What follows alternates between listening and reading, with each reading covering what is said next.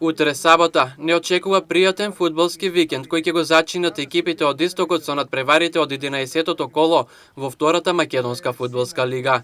На програмата ќе бидат неколку комшиски дерби надпревари, а камерите на Емнет телевизија и на Фудбалската федерација на Македонија ќе бидат насочени кон македонска Каменица.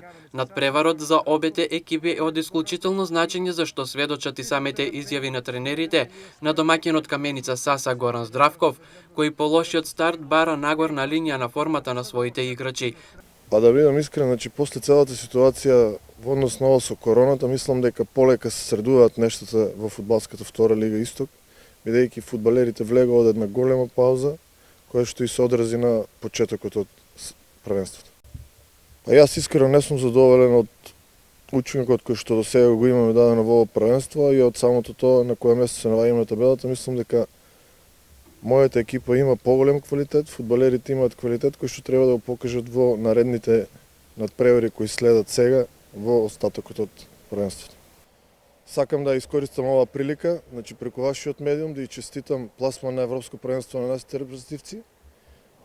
Сите македонци ги направија горди и очекувам да направат исто така добар резултат и на самото Европско првенство.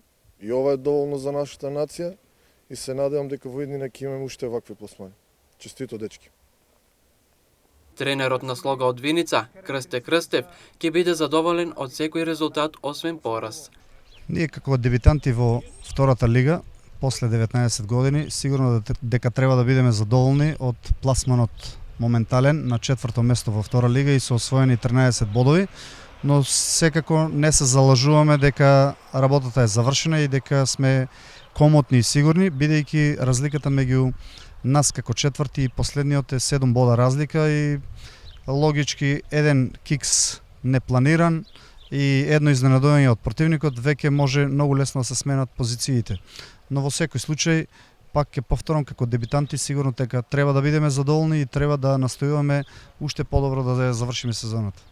Моменталната здравствена состојба во фудбалскиот клуб не е розова, бидејќи 3 до 4 играчи се жалат на повреди, но се надеваме до утрешниот надпревар барем дел од нив да оспособиме и колку толку да влеземе комплетни и да направиме позитивен резултат. Ние на секој надпревар одиме на победа, но не зависи секогаш од нас. Многу често тоа што го планираме не можеме и да го реализираме, но се надеваме на позитивен резултат, а за нас позитивен резултат се освен пораз сме задоволни. Впечатокот за втората лига по мене е дека првите две екипи Тиквеш и Брегалница Штип се за ниво од сите други повисоко и се издвојуваат. Тоа го покажува и самата табела и резултатите и игрите. Додека сите останати 8 екипи сме на едно исто ниво и нијанси одлучуваат на секој надпревар. Тоа се гледа и по самите игри, по самите резултати. Нема сигурни бодови за ниеден клуб, како на домашен терен, така и на гостински. Еве ги комплетните двојки за ова 11-то коло. Кожув Тиквеш, Осогово Кетго Пехчево, Плачковица Брегалница, Каменица Саса Слога Виница, Росоман Победа.